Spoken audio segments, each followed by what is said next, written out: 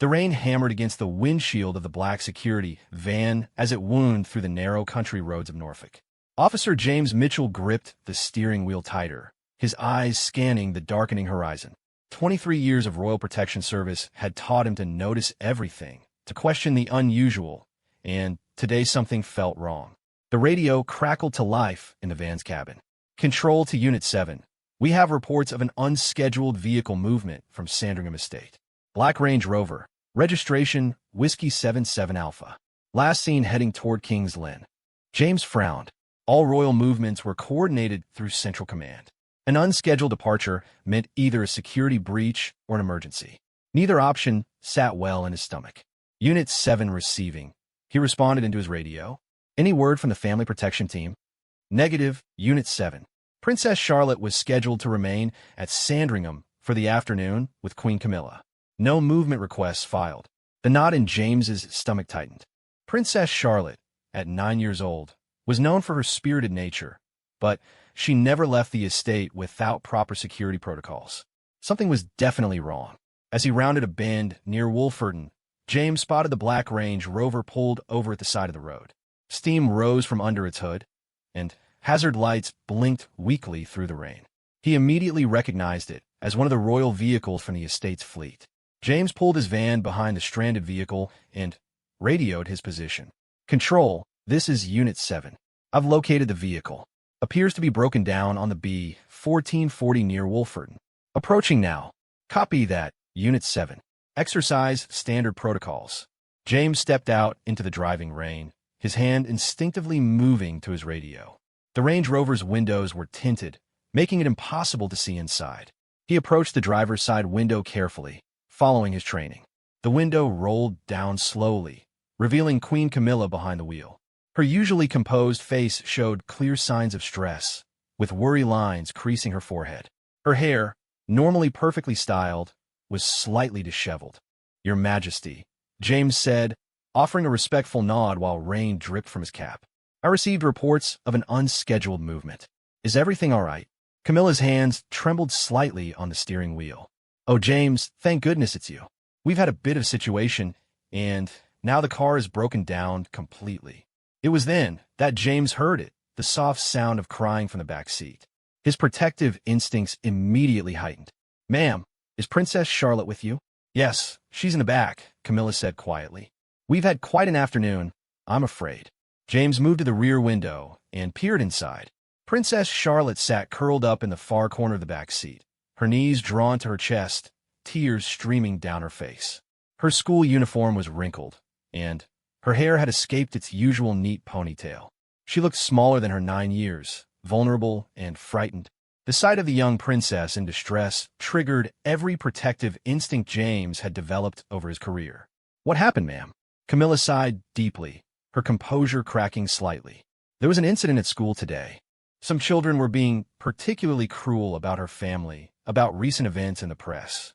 Charlotte came home absolutely devastated." James felt his jaw clench.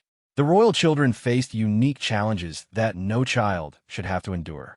The constant scrutiny, the cruel comments, the lack of privacy. It all took its toll, even on the strongest adults. "I thought a quiet drive might help," Camilla continued. "We were going to visit the horses at the stables near Dursingham. Charlotte loves the horses, and I hoped it might cheer her up. But then the car started making terrible noises and just stopped."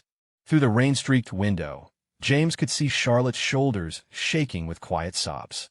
The princess, who was usually full of life and mischief, looked utterly broken.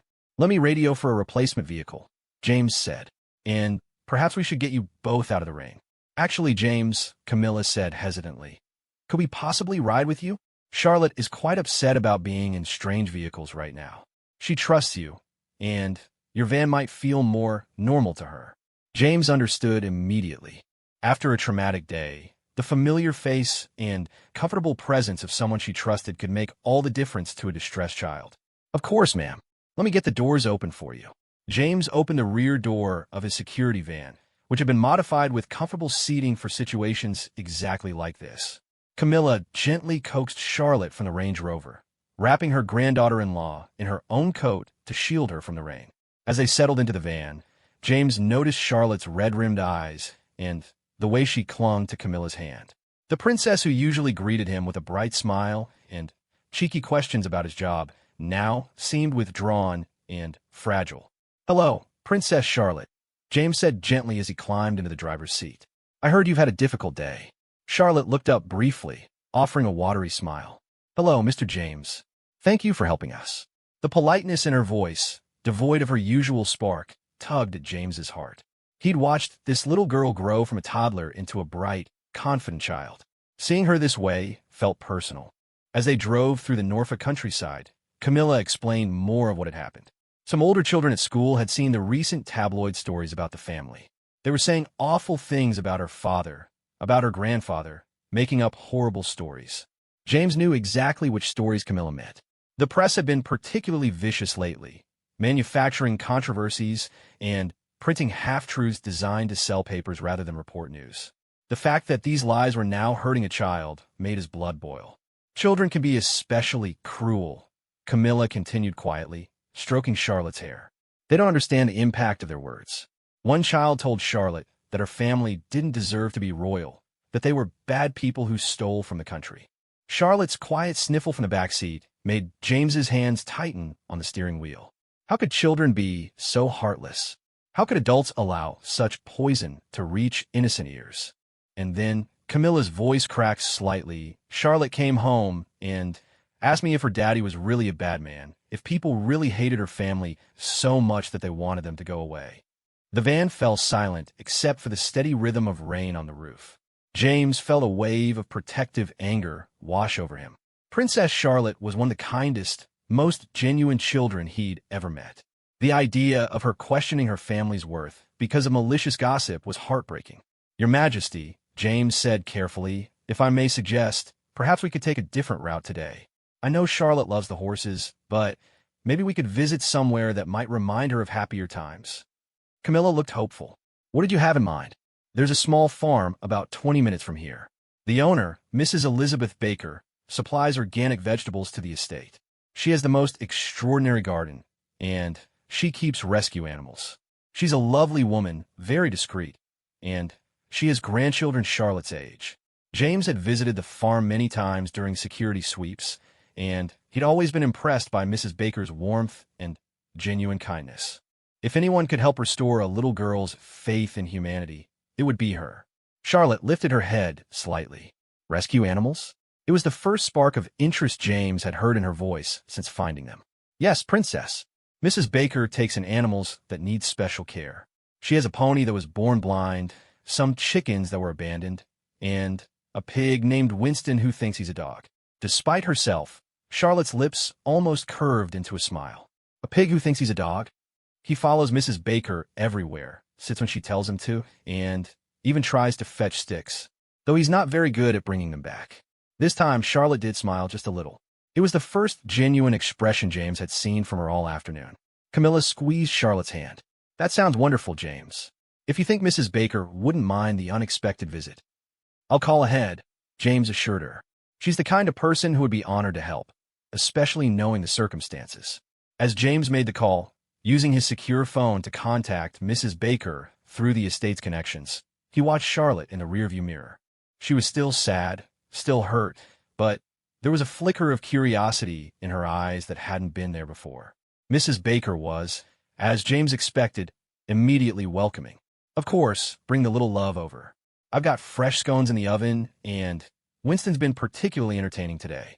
Tell Her Majesty that Charlotte is welcome anytime, official or not." The farm appeared through the rain like something from a storybook. The old stone farmhouse was surrounded by neat gardens, even in winter, showing signs of careful tending. Smoke curled from the chimney, and warm light glowed from the windows. Mrs. Baker met them at the door, a woman in her 60s with kind eyes and flour-dusted hands.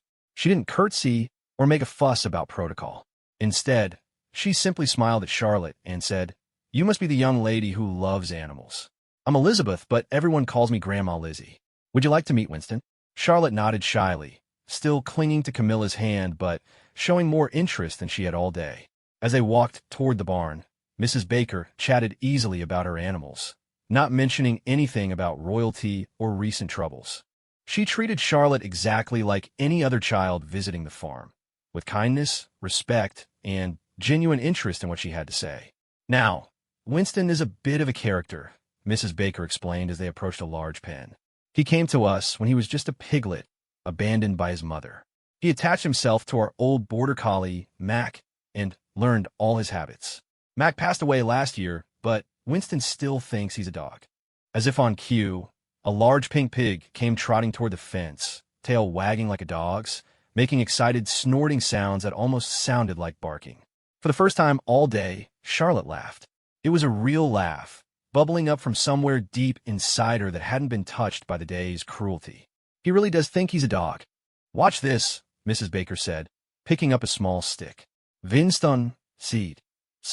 The pig immediately sat on his haunches, looking expectantly at Mrs. Baker with bright, intelligent eyes. Good boy, Winston. Now fetch. She tossed the stick a few feet away. Winston ran after the stick, picked it up in his mouth, and then lay down and began chewing it. Charlotte giggled again, the sound music to James's ears. He's not very good at the fetching part. No, Mrs. Baker laughed, but he tries his best, and that's what matters, isn't it? As they continued around the farm, meeting the blind pony who navigated perfectly by sound and touch, the rescue chickens who followed Mrs. Baker like a feathered parade, and a cat who had been born with 3 legs but climbed trees better than any 4-legged cat, Charlotte began to relax.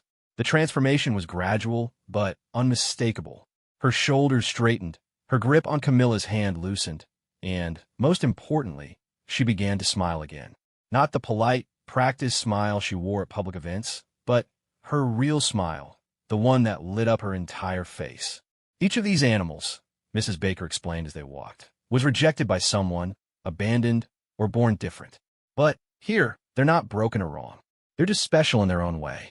Different doesn't mean less valuable. James watched Charlotte absorb these words, seeing her make connections that adults might miss.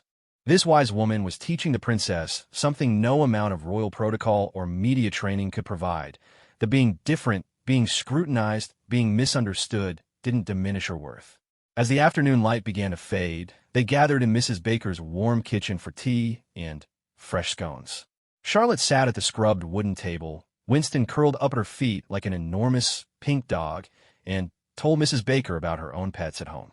I have a hamster named Marvin, Charlotte said, and we have lots of dogs at the palace. Grandpa Charles has Jack Russells, and they're very naughty but funny. It was the first time all day she'd mentioned her family without sadness creeping into her voice.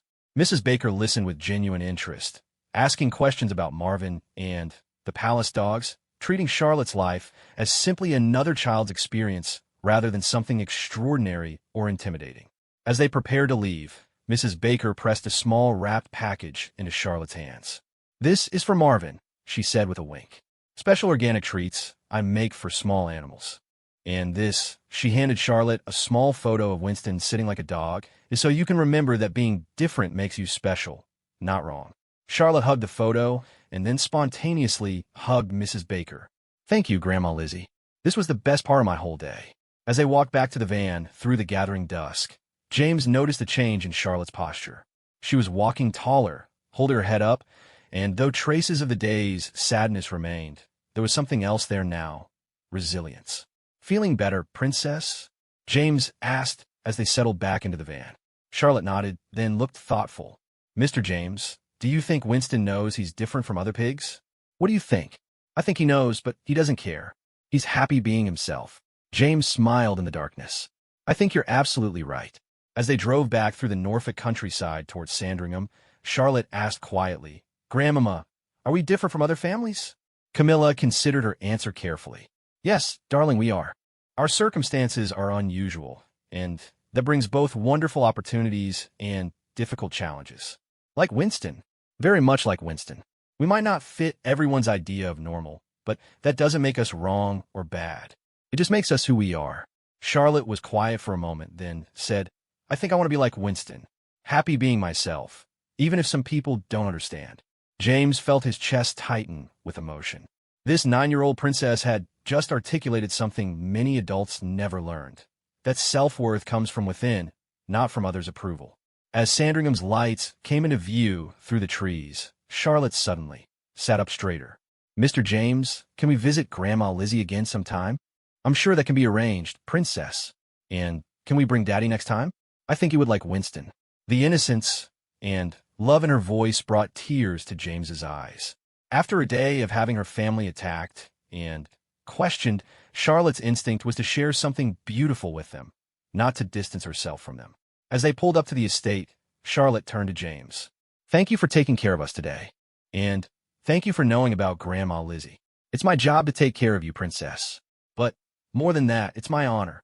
As James watched Charlotte walk hand in hand with Camilla toward the warm lights of Sandringham, he reflected on the day's events. He'd seen a vulnerable child transformed not through grand gestures or royal privilege, but through simple kindness and the wisdom of a farmer who understood that every creature deserves love and acceptance. The radio crackled as he prepared to file his report. How could he possibly capture what had really happened today? How could he explain that Princess Charlotte had learned one of life's most important lessons not in a palace classroom, but in a muddy farmyard with a pig who thought he was a dog? As he began to drive away, James's phone buzzed with a text message from Camilla. Thank you, James. You saved the day in more ways than one. Charlotte is asking if you can arrange riding lessons with Mrs. Baker's pony. I think we have a new family friend. James smiled as he typed back. It will be my pleasure, ma'am. Same time next week. The response came quickly. Absolutely. And, James, Winston has a new admirer. Charlotte is already planning what she'll teach him next. As James drove through the quiet Norfolk night, he knew that today had been about more than just a broken-down car or a child's hurt feelings. It had been about finding light in darkness, strength in vulnerability, and hope in the simple kindness of strangers. Princess Charlotte would face more difficult days ahead. That was the reality of her position. But today she had learned that she didn't have to face them alone, and, more importantly, she didn't have to let others' cruelty define her worth. In a world that often seemed determined to tear down rather than build up, James had witnessed something precious. A child discovering that she was enough, just as she was pig-headed determination and all. The following morning dawned crisp and clear over Sandringham Estate. Officer James Mitchell arrived for his shift, expecting a routine day of perimeter checks and security briefings. Instead, he found an urgent message waiting on his desk. Report to the private secretary's office immediately. Sarah Whitmore, the estate's private secretary, looked unusually grave as James entered her office. A woman in her 50s with silver hair and sharp eyes, Sarah had managed royal affairs for over 2 decades. She rarely showed concern, but today worry lines creased her forehead. James, we have a situation developing, she began without preamble. Princess Charlotte has been asking specifically for you since dawn. She's refusing to attend her scheduled lessons and insists she needs to speak with you about something urgent. James frowned. After yesterday's emotional breakthrough at Mrs. Baker's farm, he'd hoped Charlotte would settle back into her normal routine. What kind of urgent matter, ma'am? That's just it.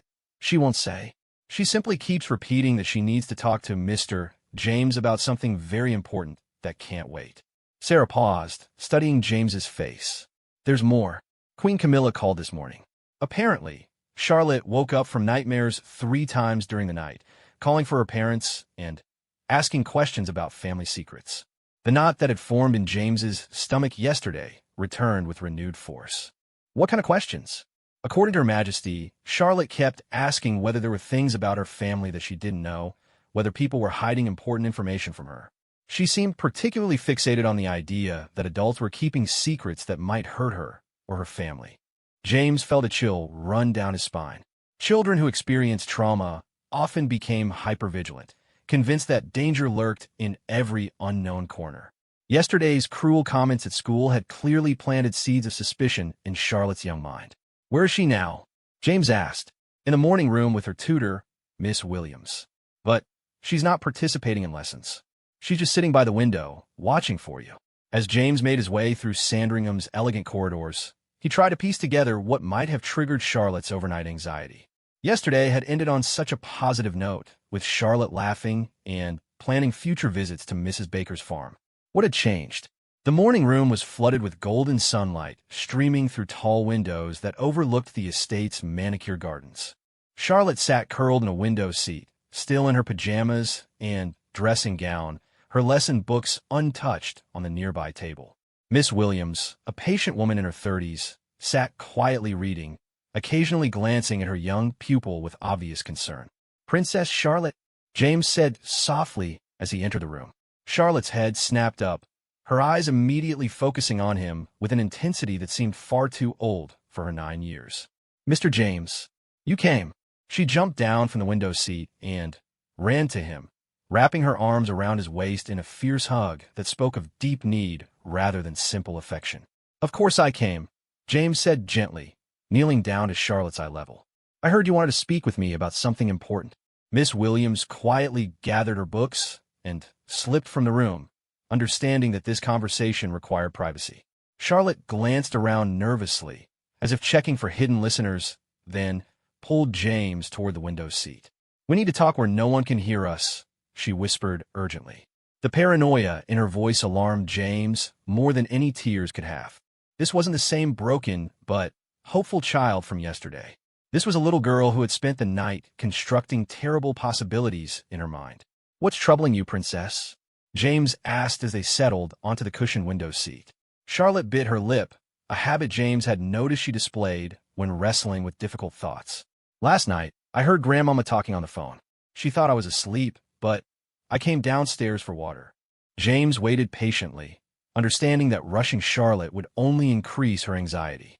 "She was talking to someone about protecting me from the truth and making sure I never found out about what really happened. She sounded really worried, and she kept saying my name." The pieces began falling into place for James. Camilla had likely been discussing Charlotte's emotional state with someone, perhaps a child psychologist or family counselor, and exploring how to help Charlotte process yesterday's trauma without overwhelming her with adult complexities. But to a child's ears, especially one already made suspicious by cruel schoolmates, such a conversation would sound ominous and secretive. "Charlotte," James said carefully, "when adults talk about protecting children from difficult truths, it doesn't usually mean hiding something terrible. It often means we're trying to find the right way and the right time to explain complicated things." Charlotte's eyes remained wide with worry. "But what if there are bad things about my family that everyone knows except me? What if the children at school were right about some things?" The vulnerability in her voice broke James's heart. Yesterday's breakthrough had been fragile, and the night's fears had nearly undone all of Mrs. Baker's gentle wisdom. "Can I tell you something, princess?" James said, "In my 23 years of protecting your family, I've learned that the difference between truth and lies isn't always simple. Sometimes people take small truths and twist them into big lies." Charlotte leaned forward, hanging on his every word. "For example, it's true that your family has more money and privilege than most people. Some people think that's unfair, and they're entitled to that opinion. But when someone takes that fact and twists it to say your family steals from the country or doesn't deserve what they have, they've turned a complicated truth into a harmful lie." Charlotte nodded slowly, her expression thoughtful. "Like when Tommy Peterson said Daddy only has nice things because he takes them from poor people." Exactly like that. Tommy took a complicated situation, how royal finances work, and turned it into something cruel and simple because he either doesn't understand the real situation or because he wanted to hurt you. James could see Charlotte processing this information, her quick mind working through the implications. "But, Mr. James, what if there are things I should know? What if something bad happens, and I'm not prepared because no one told me?" It was such a mature concern from such a young person that James felt his chest tighten. Charlotte was grappling with one of the fundamental challenges of growing up in the public eye, the balance between age-appropriate protection and necessary preparation for reality. "Would it help if I made you a promise?" James asked. Charlotte nodded eagerly. "I promise that if there's ever anything you need to know for your safety or well-being, someone you trust will tell you in a way you can understand. Your parents, Queen Camilla, even me, if necessary. We all want you to be informed, not frightened. But how do I know the difference between things I need to know and things that would just hurt me?" The sophistication of her question astounded James. This child was already developing the critical thinking skills that many adults never mastered. "That's where trusting the right people becomes important," James explained. "You know your parents love you, right? And Queen Camilla." "Of course." "Then You can trust that when they decide you're not ready for certain information, it's because they love you, not because they're trying to deceive you. When you're older and stronger, they'll share more complicated truths with you. Charlotte was quiet for a long moment, staring out at the gardens where groundskeepers were tending winter flower beds. Mr. James, can I ask you something about your job? Of course. Do you know things about my family that I don't know? James considered his answer carefully. Honesty was crucial here, but so was age-appropriate communication. Yes, Princess, I do. I know about security arrangements, about potential threats, about complicated legal and financial matters. But I know these things so I can protect you, not because there's secrets being kept from you maliciously. Are any of those things scary? Some of them are serious, yes. But that's exactly why adults handle them instead of expecting children to worry about them. Charlotte nodded, seeming to find comfort in this explanation. It's like when you had appendicitis last year, James continued. The doctors knew your appendix might burst, which was scary information. But they didn't tell you all the frightening details because knowing them wouldn't have helped you heal. Instead, they focused on taking care of you. And I got better without having to worry about all the scary medical stuff, Charlotte said, understanding dawning in her eyes. Exactly. Sometimes protecting someone means handling difficult information for them until they're ready to handle it themselves. The tension in Charlotte's small frame began to visibly ease. The rigid posture that had marked her since James entered the room slowly softened. But, Mr. James, what about the children at school? They seem to know things about my family that they use to hurt me. How do I deal with that? This was the heart of the matter, James realized. Charlotte wasn't just struggling with family secrets. She was trying to navigate a world where information was weaponized against her by her peers. Can I share something I learned from Mrs. Baker yesterday? James asked. Charlotte nodded. She told us that each of her rescue animals had been rejected or misunderstood by someone, remember? But here's what she didn't say directly. Those animals didn't become valuable because people accepted them. They were always valuable. The acceptance just helped them realize it. Charlotte tilted her head, working through the metaphor. The children at school who say cruel things about your family. They're not the authority on your family's worth, just like the people who abandoned Mrs. Baker's animals weren't the authority on those animals' worth. So even if they know things about my family, that doesn't mean they understand what those things really mean. Exactly. Information without context and compassion becomes just noise, not wisdom. Charlotte was quiet again, but James could see her sharp mind processing these concepts. I think I understand, she said finally. It's like if someone told me that Winston is just a pig who doesn't know he's a pig. They might be technically right, but they'd be missing the point completely. James smiled. That's a perfect example, Princess. Winston is special because of who he is and how he loves people, not because of what species he belongs to. And your family's worth isn't determined by what critics say about your circumstances, but by who you are and how you treat others. Charlotte leaned back against the window cushions, some of the exhaustion from her sleepless night finally showing. Mr. James, I'm really tired from worrying all night, but I feel better now. Good. But, Charlotte, I want you to promise me something. What? If you ever feel this worried again, especially in the middle of the night when everything seems scarier, will you ask someone you trust to explain what you heard or what you're thinking about? Instead of just imagining the worst. Your imagination is wonderful for creative things, but it can be terrible for interpreting adult conversations you overhear. Charlotte giggled for the first time that morning. My imagination did get pretty carried away last night. What did you imagine? Well, at one point I was convinced that my real parents weren't actually my parents, and that was the big secret everyone was hiding from me. James's eyebrows shot up. That's quite an imagination indeed. What made you think that? I started thinking about how different I am from Daddy sometimes, and then I remembered a story I read about a princess who was really adopted, but no one told her. My brain just ran away with the idea. This revelation helped James understand the depth of Charlotte's overnight panic. Her mind had taken fragments of overheard conversation and constructed an entire alternative reality around them. Charlotte, has anyone ever told you that you have your father's eyes and your mother's laugh? Yes, lots of people say things like that. And have you noticed that when you're really concentrating on something difficult, you get the same little frown between your eyebrows that your father gets? Charlotte touched the space between her eyebrows self-consciously. I do that. You absolutely do. And when something really amuses you, you throw your head back and laugh exactly like your mother used to when she was your age. You knew Mummy when she was little? No, but I've seen videos and photographs. The resemblance is remarkable. Charlotte smiled, the last of the night's fears finally lifting from her young face. I was being silly, wasn't I? You were being human, James corrected gently.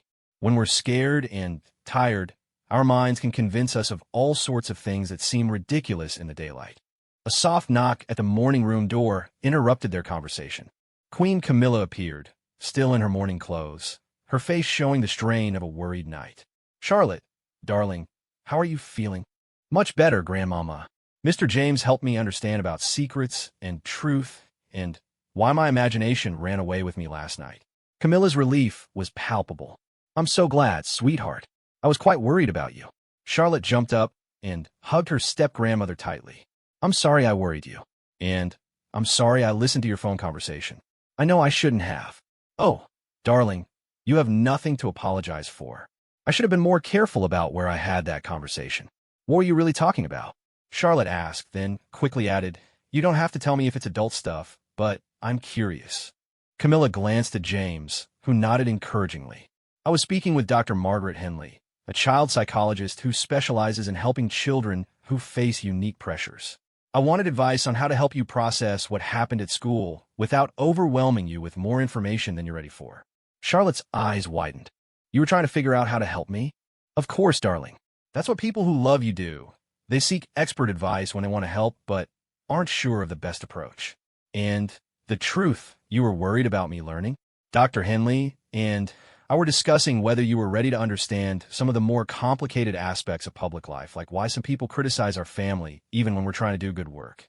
Charlotte nodded thoughtfully, like how some people criticize Grandpa Charles for caring about the environment before other people thought it was important. Exactly like that. Sometimes doing the right thing isn't popular at the time, and sometimes people misunderstand our motivations. James watched this exchange with growing admiration for both Charlotte and Camilla. The frank, age-appropriate honesty was exactly what Charlotte needed to feel trusted and included rather than protected through exclusion. Grandmama, can I ask you something? Anything, darling. When I'm older, will you and Mummy and Daddy help me understand all the complicated parts of being in our family? Absolutely. We'll help you understand everything you need to know when you're ready to know it. Charlotte seemed satisfied with this promise. Then, I think I'm ready for breakfast and lessons now. But first, can I call Mrs. Baker? I want to tell her that Winston helped me figure something out. What did Winston help you figure out? Camilla asked, intrigued. That being different means some people might not understand you, but the people who matter will love you for exactly who you are. James felt a surge of pride as he watched Charlotte straighten her shoulders and lift her chin with renewed confidence. The frightened, paranoid child of an hour ago had transformed back into the resilient young princess who could face whatever challenges lay ahead. As they walked toward the breakfast room together, Charlotte slipped her hand into James's. Thank you for not treating me like I was being silly, she said quietly. You weren't being silly, princess. You were being thoughtful about things that matter to you. That's never silly. Mr. James? Yes. I think I want to learn more about how to tell the difference between real information and twisted information. Do you think that's something I could study? James exchanged a glance with Camilla, who nodded approvingly. I think that would be an excellent thing to study. Critical thinking and media literacy are some of the most important skills anyone can develop, especially someone in your position. Then, that's what I want to work on. I want to be like Winston, confident in who I am and not confused by people who don't understand. As they entered the breakfast room, where Charlotte's parents were waiting with obvious relief on their faces, James reflected on what he'd witnessed over the past 24 hours. Princess Charlotte had faced cruelty, confusion, and fear, but she'd emerged with greater wisdom and stronger resilience than before. More importantly, she'd learned to ask for help when overwhelmed rather than suffering alone with her fears. The little girl who sat down to breakfast that morning was not the same child who had cried in the back of a broken-down Range Rover the day before. She was stronger, wiser, and more confident in her ability to navigate the complex world she'd been born into. And James knew that Mrs. Baker's pig named Winston, who thought he was a dog, had played a crucial role in helping a young princess learn that being different wasn't something to fear. It was something to embrace. 3 weeks had passed since the incident with Queen Camilla's broken-down Range Rover, and Officer James Mitchell had watched Princess Charlotte blossom with remarkable resilience. The frightened child who had questioned her family's worth had transformed into a confident young girl who approached challenges with wisdom beyond her years. However, James noticed troubling changes in the adults around her. The cruel incident at school had set off a chain reaction of protective measures that, while well-intentioned, were beginning to isolate Charlotte from normal childhood experiences. Her schedule had been restructured to minimize contact with other children. Extra security protocols had been implemented for any off-estate activities. Most concerning to James, several staff members now spoke in hushed tones whenever Charlotte approached, creating an atmosphere of artificial caution that the perceptive child was beginning to notice. On a gray February morning, James received an unusual request. Princess Charlotte had specifically asked to accompany him on his morning security rounds of the estate. While this wasn't unprecedented, royal children often shadowed staff members as part of informal education. The timing felt significant. James found Charlotte waiting in the estate's main hallway, dressed in practical clothes and Wellington boots, her face set with determination that reminded him strongly of her father. "Good morning, Mr. James," she said with formal politeness that immediately set off alarm bells in his mind. The easy warmth that had developed between them seemed carefully controlled today. "Good morning, Princess Charlotte. Are you ready for our tour of the estate?" "Yes, sir. I'm very interested in learning about security procedures and protocols." The stilted language was so unlike Charlotte's usual chatter that James felt genuinely concerned. As they stepped outside into the crisp morning air, he decided to address the change directly. "Charlotte, you seem different today. Is everything all right?" For a moment, her careful composure slipped, revealing the troubled child beneath. But she quickly reassembled her formal mask. "I'm perfectly fine. Thank you for asking. Could you please explain the perimeter monitoring system?" James stopped walking and knelt down to Charlotte's eye level. "Princess, what's really going on? This isn't how we talk to each other." Charlotte's lower lip trembled slightly before she bit it to still the movement. "Everyone keeps talking about how I need to be more careful, more aware of potential threats, more prepared for dangers. I thought if I learned about security procedures properly, maybe people would stop worrying about me so much." The heartbreaking logic of a child trying to solve adult anxieties through her own behavior made James's chest tighten with emotion. "Charlotte, can I tell you something honestly?" She nodded, her formal facade beginning to crack. "The adults around you aren't worried because you're doing anything wrong. They're worried because they love you and they want to protect you from a world that can sometimes be cruel to people in your position.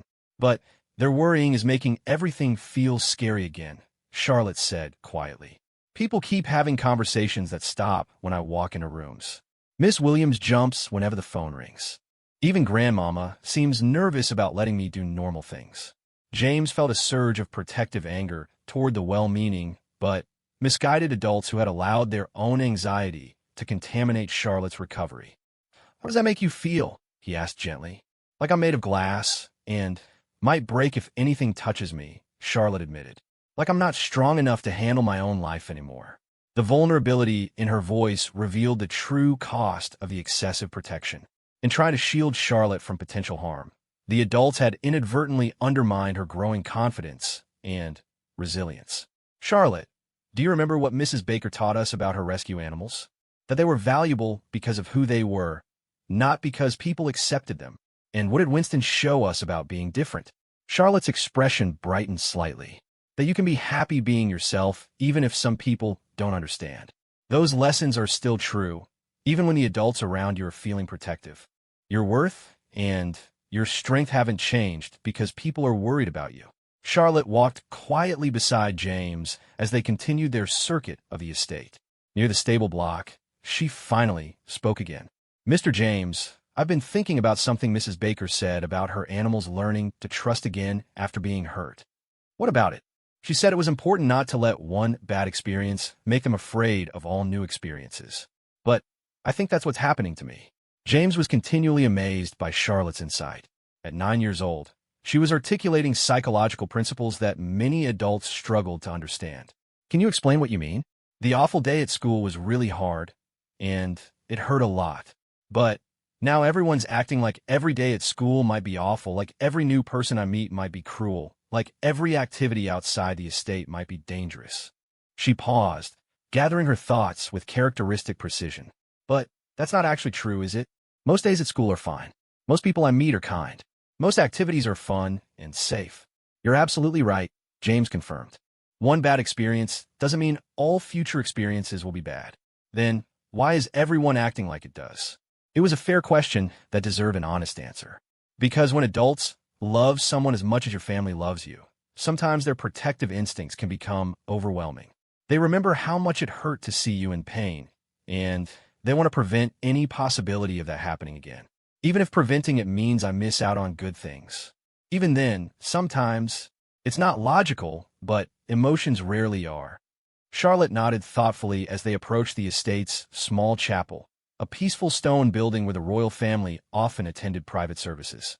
Mr. James, can we sit inside for a minute? I want to ask you something important.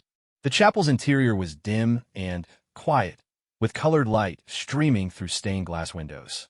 Charlotte chose a pew near the front and sat with her hands folded in her lap. I've been praying about this situation, she began, and I think God might be trying to teach me something about courage. James sat beside her, struck by the solemnity of her tone. What kind of courage? Not just being brave when scary things happen, but being brave enough to keep living normally even when the people who love you are scared.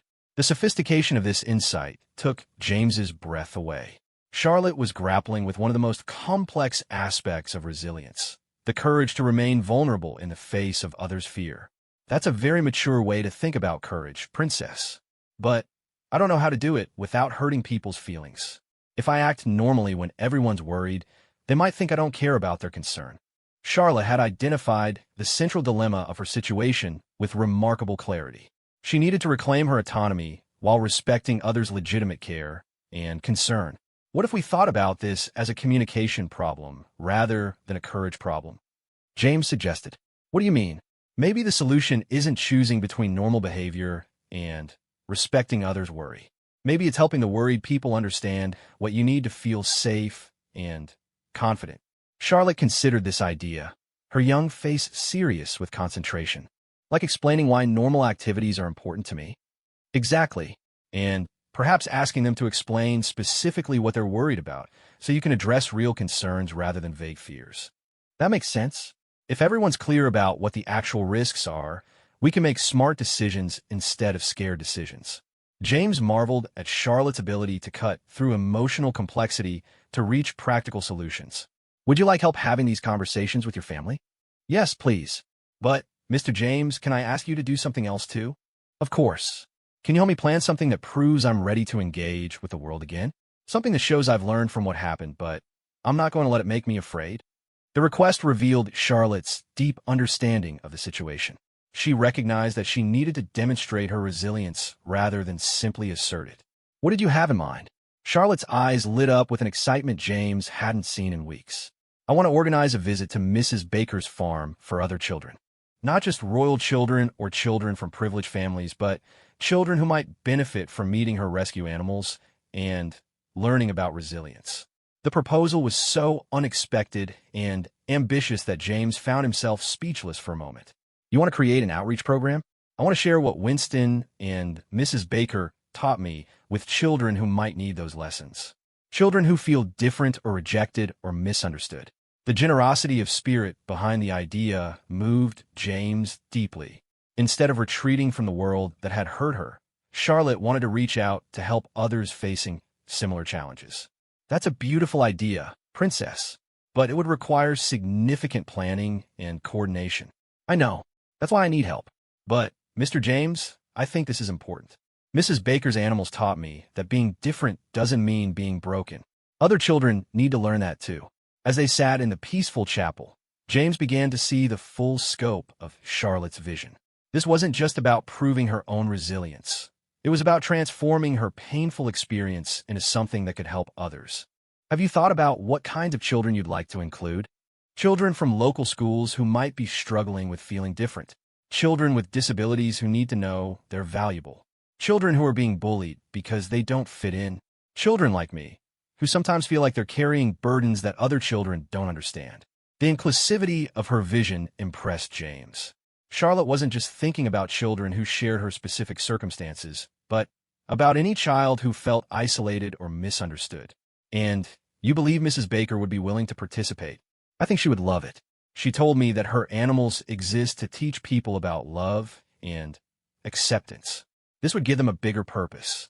Charlotte paused, then added with touching honesty, and I think it would give me a bigger purpose too. Instead of just being the princess who got hurt by mean children, I could be the princess who helps children learn to be strong. The transformation in Charlotte's demeanor was remarkable.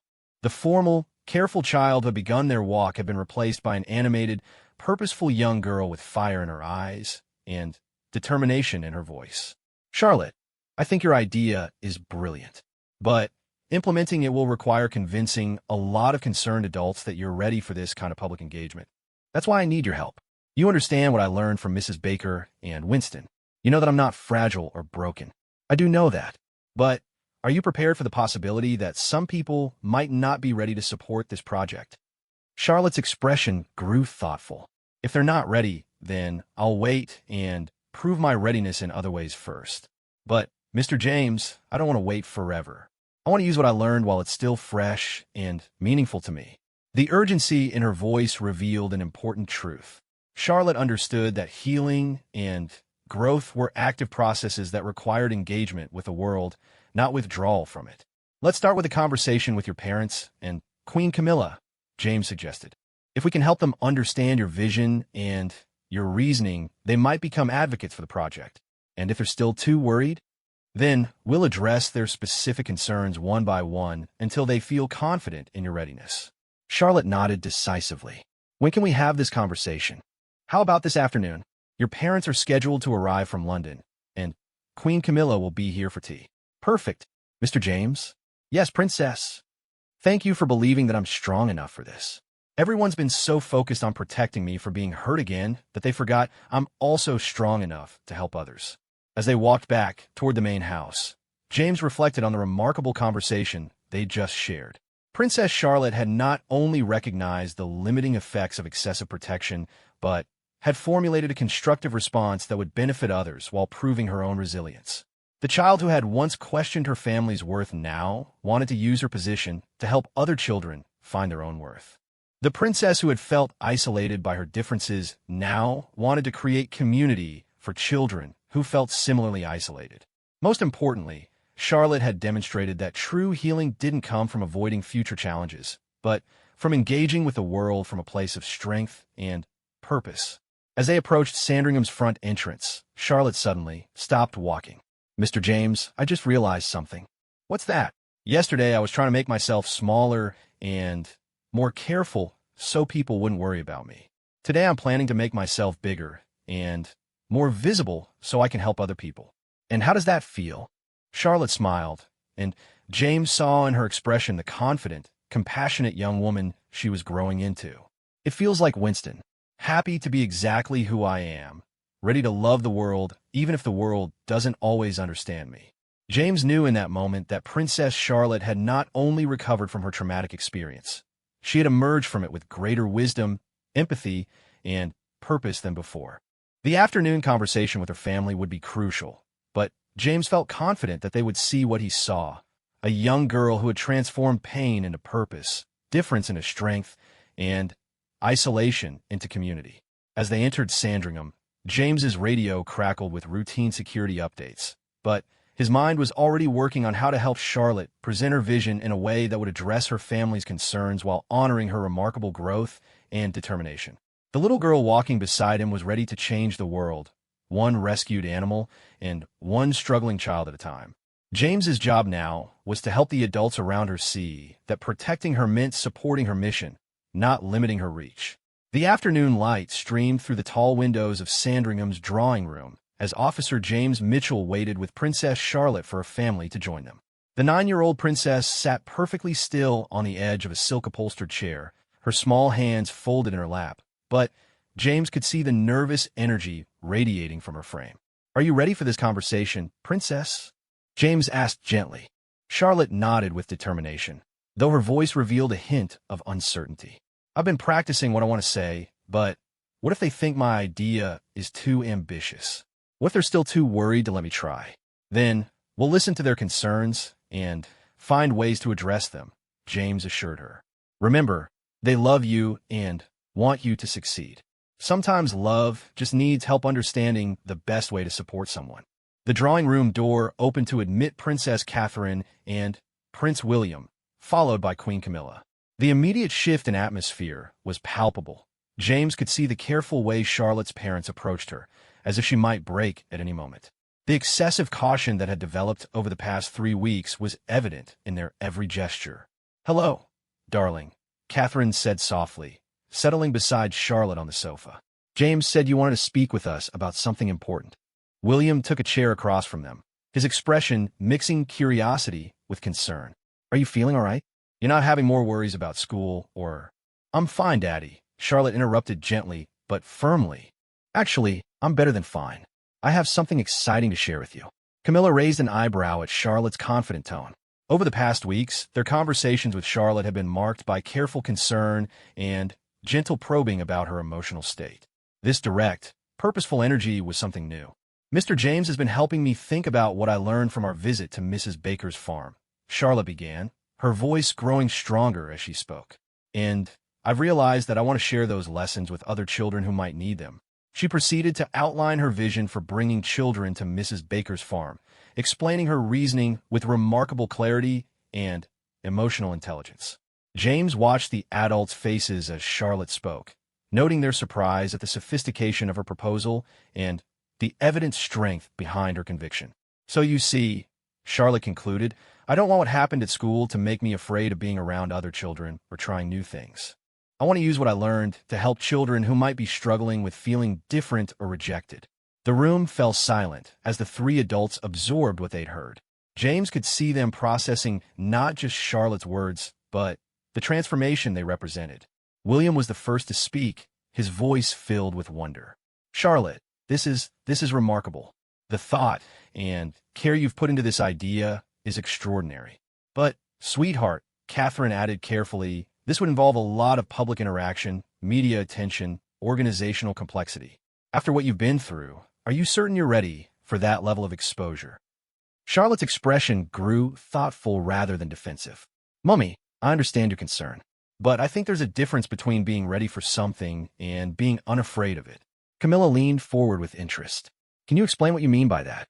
"I learned from Mrs. Baker's animals that courage isn't about not being scared. It's about doing important things, even when you are scared. Winston was probably nervous the first time he tried to act like a dog, but he did it anyway because it felt right to him." James felt a surge of pride as he watched Charlotte articulate concepts that many adults struggled to understand. "I might be nervous about meeting new children or having photographers around," Charlotte continued, "but I think this project is important enough to be worth those feelings." William exchanged a meaningful look with Catherine. James could see them beginning to recognize that their daughter had not only healed from her traumatic experience, but had grown from it in ways they hadn't yet fully appreciated. "Charlotte," William said slowly, "when you think about potential challenges with this project, how do you imagine handling them?" "Well, if some children are initially shy or suspicious, I'd remember how Mrs. Baker was patient with her animals and gave them time to trust her. If media coverage becomes overwhelming, we could limit it or find ways to focus attention on the animals and the message rather than on me personally." Catherine's eyes widened at her daughter's mature consideration of practical challenges. "And if some people criticize the project or say negative things about our family's involvement?" Camilla asked. Charlotte's face grew serious. "I've been thinking about that a lot. I realized that criticism taught me something important. I can't control what other people say about me, but I can control how I respond to it." She paused, gathering her thoughts with characteristic precision. "If people criticize this project, I'll try to understand whether they're raising valid concerns that could help us improve it, or whether they're just being negative because that's what some people do. Either way, I won't let their opinions stop me from doing something I believe is right."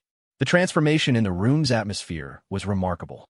The careful, protective tension that had marked every family interaction for weeks was gradually being replaced by something closer to admiration and respect. James decided this was the moment to add his professional perspective. "If I may," he interjected, "I've observed Princess Charlotte very carefully over the past 3 weeks. While I understand your protective instincts, I believe that moving forward with this project might actually be safer for her than continued isolation. All three adults turned to him with surprise. What do you mean by safer? William asked. Princess Charlotte is naturally curious, empathetic, and action-oriented.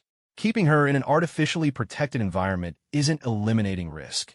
It's just transferring the risk from external challenges to internal ones like frustration, resentment, and loss of confidence. James could see his words resonating with the adults, particularly Catherine, who nodded slowly in recognition.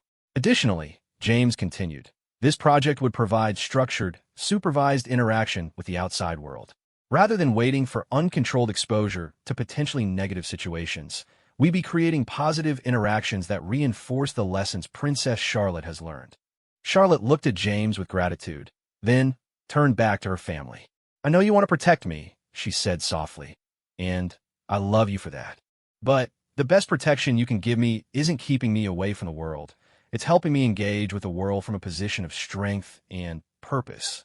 The wisdom in her words seemed to cut through weeks of accumulated anxiety and overprotection. Camilla was the first to respond. Charlotte, darling, I think you've taught us something important today. We've been so focused on preventing you from being hurt again that we may have forgotten to support you in growing stronger. I don't want to be kept safe if it means I can't be helpful, Charlotte said simply. Catherine reached over and took her daughter's hand. You're absolutely right, and I'm sorry if our worry has made you feel limited rather than supported. So will you consider the project? Charlotte asked hopefully. William smiled, and James saw in his expression the recognition of his daughter's remarkable maturity. I think we need to consider it very seriously. But, Charlotte, a project this significant would require careful planning and preparation. Are you willing to work with us on developing it thoughtfully? Of course. I want to do it right, not just quickly. Over the next hour, the family brainstormed practical elements of Charlotte's vision. They discussed security considerations, media management, partnership with local schools and organizations, and coordination with Mrs. Baker. James watched Charlotte participate in this planning with impressive focus and creativity. She asked thoughtful questions about logistics, offered practical suggestions for addressing potential problems, and demonstrated a clear understanding of the responsibilities her position would entail. Most importantly, she showed no signs of the fragility that had characterized her family's interactions with her over recent weeks. Instead, she radiated confidence and purpose. I think we should start with a small pilot program, Catherine suggested. Perhaps invite a few children from local schools for an initial visit with Mrs. Baker and her animals. And we should involve child development experts in designing the program, William added. We want to ensure that the experience is genuinely beneficial for the participating children. Charlotte nodded enthusiastically. Mrs. Baker mentioned that she used to be a primary school teacher before she started the farm. She might have ideas about how to structure the visits. Excellent point, Camilla said. We should definitely include her in the planning process. As the conversation continued, James noticed a remarkable shift in the family's dynamic. The careful, protective distance that had marked their interactions for weeks was being replaced by collaborative engagement. Charlotte was no longer being treated as a fragile child who needed shielding, but as a capable young person with valuable ideas and genuine agency. There's one more thing I'd like to discuss, Charlotte said, as the formal planning wound down. What's that, sweetheart? Catherine asked. I want to write a letter to the children at school who said those mean things about our family. The room fell silent, and James could see the adults' protective instincts immediately reactivating. Charlotte, William began carefully. That might not be. Please let me explain, Charlotte interrupted gently but firmly. I'm not angry at them anymore, and I don't want to argue with them or make them feel bad.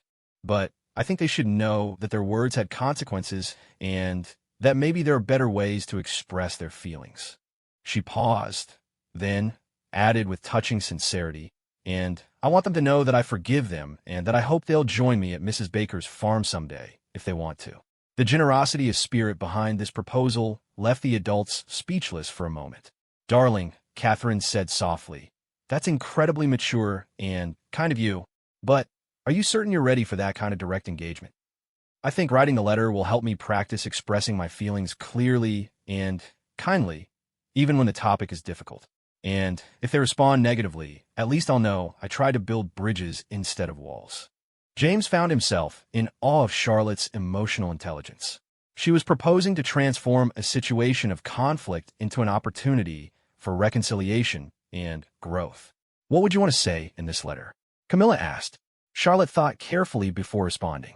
I want to tell them that their words hurt me, but that they also taught me important things about resilience and choosing kindness. I want to explain that our family isn't perfect, but that we're trying to use our position to help people. And I want to invite them to learn about that firsthand. William shook his head in amazement. Charlotte, I'm proud of the person you're becoming. Your instinct to respond to cruelty with compassion it's remarkable. I learned it from Mrs. Baker's animals, Charlotte said simply. They were all hurt by people, but they chose to trust and love again. If they can do that, so can I. As the afternoon drew to a close, the family had developed a preliminary plan for Charlotte's farm project and agreed to support her letter-writing initiative. More importantly, they had rediscovered their daughter's strength and wisdom. Thank you for pushing us to see what you needed, Catherine said as they prepared to leave the drawing room. And thank you for trusting us with your vision, William added. I'm sorry if our worry made you feel like we didn't believe in your strength. You were just being good parents, Charlotte said generously. Sometimes loving someone means protecting them, and sometimes it means helping them be brave. You're learning which is which, just like I'm learning how to be brave. As the family dispersed to prepare for dinner, James lingered with Charlotte for a moment. How do you feel about how that went? He asked. Charlotte's smile was radiant. I feel like myself again. Not the scared version of myself from the day at school, and not the careful version of myself from the past few weeks. Just me. The me who wants to help people and isn't afraid to try new things. And you're ready for the work ahead? I'm ready for the work, the challenges, even the possibility of more criticism. Because now I know that those things can't change who I am unless I let them. James felt a deep sense of satisfaction as he watched Charlotte walk toward the dining room with her characteristic confidence restored. The project ahead would indeed be challenging, but he had no doubt that this remarkable young princess was ready for whatever lay ahead. The little girl who had once cried in the back of a broken-down car had become a young woman with a mission, a clear sense of purpose, and the courage to pursue it despite potential obstacles. Mrs. Baker's pig, named Winston, would be proud. 6 months later, Officer James Mitchell stood at the edge of Mrs. Baker's farmyard, watching one of the most remarkable transformations he had ever witnessed. What had begun as Princess Charlotte's simple idea to share Winston, the pig's wisdom, had evolved into something far more significant than anyone had imagined. The Winston Project, as it had come to be known, had become a revolutionary approach to helping children build resilience and self-acceptance. Today marked the program's official launch, with media representatives, child development experts, and education officials gathering to witness something unprecedented in royal charitable work. But James's attention wasn't on the distinguished visitors. Instead, he watched Princess Charlotte, now 10 years old and radiating confidence, as she guided a group of children around Mrs. Baker's farm. Among them were the very schoolmates who had once taunted her about her family. Mr. James, can you believe this day is actually here? The voice belonged to Tommy Peterson, the boy who had been particularly cruel to Charlotte 6 months earlier. Now he stood beside James, wearing a volunteer badge and carrying a clipboard with information about the farm's rescue animals. James had watched Tommy's transformation over the past several months with something approaching wonder. The angry, critical child had become one of the program's most enthusiastic supporters after participating in the pilot visits. It's quite remarkable, Tommy. How are you feeling about everything? Tommy's face, once hard with premature cynicism, now showed the openness of a child who had learned to see beyond surface differences. I'm nervous about the cameras and all the important people, he admitted, but I'm excited too. I want everyone to know how wrong I was about Princess Charlotte and her family. James remembered the letter Charlotte had written to her classmates months earlier, the letter that had started this entire transformation. Her words of forgiveness and invitation had reached Tommy when punishment and lectures had failed. What's the most important thing you've learned from the program? James asked. Tommy considered the question with the seriousness that had become characteristic of all the children who participated in the Winston Project. I learned that when you're angry or hurt about something, it's easy to make other people feel bad to make yourself feel better. But Mrs. Baker's animals taught me that even when someone hurts you, You can choose to respond with kindness instead of more hurt. Through the farmyard, James could see Charlotte explaining Winston's story to a group of visitors that included local dignitaries, representatives from children's charities, and members of the press. The pig in question was performing his usual routine, sitting, attempting to fetch, and generally behaving like the world's most confused canine. But Charlotte wasn't just sharing Winston's amusing quirks. She was explaining the deeper lesson his story represented, that being different wasn't a flaw to be hidden, but a strength to be celebrated. You see, Charlotte was saying to her audience, Winston could try to act like a normal pig, staying in the mud and eating slop. But he's happiest when he's being himself, even if that means being a pig who thinks he's a dog. His joy comes from embracing who he is, not from pretending to be what others expect. James felt a surge of pride as he listened to Charlotte speak. The frightened, confused child who had questioned her own worth had become an eloquent advocate for self-acceptance and resilience. Mrs. Baker, now officially the program's director, stood beside Charlotte with evident emotion on her weathered face. The farm that had once been her private sanctuary had become a place of healing and transformation for dozens of children. The animals don't judge, Mrs. Baker was explaining to a group of child psychologists who had come to study the program's methods. They simply accept love when it's offered and give love when they feel safe. Children learn more from that example than from any lecture about tolerance or acceptance. Dr. Margaret Henley, the child psychologist who had advised Queen Camilla during Charlotte's difficult period, was taking detailed notes about the program's impact. Her preliminary research suggested that children who participated in the Winston Project showed measurable improvements in self-esteem, empathy, and resilience to bullying. What we're seeing here, Dr. Henley explained to a colleague, is children learning that diversity of experience, whether that's being royal, being different physically, struggling economically, or facing family challenges, doesn't determine worth. They're discovering their own value while learning to recognize it in others. James moved through the crowd, monitoring security while observing the interactions between children, animals, and adults. Everywhere he looked, he saw evidence of the program's positive impact. Near the chicken coop, he found Charlotte's younger brother, Prince Louis, deep in conversation with a girl from the local village school about the rescue hen's personalities. That one's Duchess, Louis was explaining seriously, and she's very bossy. She makes sure all the other chickens eat before she does, even though she's the smallest. Like a good leader, the village girl observed thoughtfully. Exactly. Charlotte says that real leadership means taking care of everyone else first. The casual way Louis referenced his sister's wisdom revealed how much Charlotte's growth had influenced her entire family. Her transformation had created ripple effects that strengthened everyone around her. Across the farmyard, James spotted Queen Camilla speaking with a group of parents whose children had participated in the program. The change in her demeanor over the past months had been as remarkable as Charlotte's own growth. I was terrified when Charlotte first proposed this project, Camilla was saying honestly. After seeing how much the cruel comments at school had hurt her, my instinct was to protect her from any possibility of further pain. What changed your mind? Asked one parent. Charlotte helped me understand that protection without purpose isn't actually protective, it's limiting. She needed to engage with the world from a position of strength, not hide from it out of fear. James remembered the conversations that had led to that realization. Charlotte had patiently explained to her family that their excessive caution was making her feel fragile rather than safe. The most remarkable thing, Camilla continued, is that by pursuing this project, Charlotte didn't just heal from her difficult experience. She transformed it into something that helps other children heal from theirs. Near the barn entrance, Prince William was speaking with teachers from several local schools about integrating the program's lessons into classroom curricula.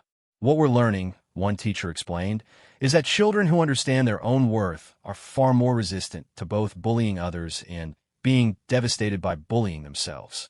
And the animal component is crucial, added another educator. Children who might resist adult lectures about kindness and acceptance readily absorb those lessons from animals who embody them naturally. James noticed Charlotte approaching him, having temporarily left her tour group in Mrs. Baker's capable hands. Mr. James, can I tell?